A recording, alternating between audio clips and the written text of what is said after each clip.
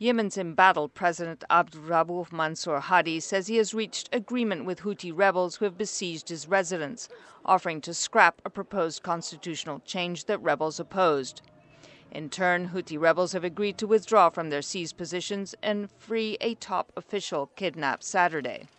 The concessions come after 3 days of violence in Sana'a that raised alarms across the Gulf region to the United Nations and Washington, which relies on the Yemeni government in its battle against Yemen-based al-Qaida militants.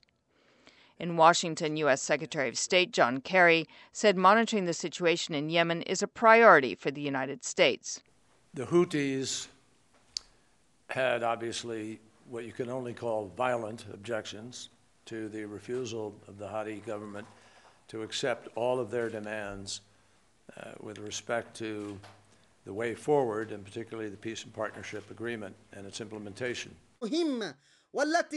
Rebel leader Abdul Malik al-Houthi had demanded a power-sharing deal with the government. The Gulf states, the United States, and Britain had urged all parties to come to a political agreement. The Houthis, who took over Sana'a once before in 2012, are believed to be backed by Iran.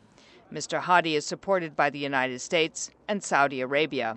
Daniel Serwer of Johns Hopkins University says via Skype that if left unresolved, the political tensions could feed into sectarian Saudi Sunni and Iranian Shiite strife in the region. We're facing a series of proxy wars that really are challenging the state structures in the Middle East. The Houthis can't pretend alone to govern all of Yemen, but they might pretend to govern a part of it. So I think we're in very dangerous territory here.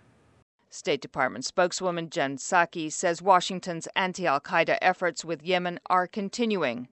At this point in time, it's ongoing. We see certainly value in having a strong presence in Yemen, in part because of our continuing work on counterterrorism efforts.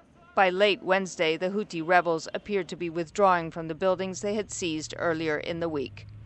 Sharon, Behn, VOA News, Washington.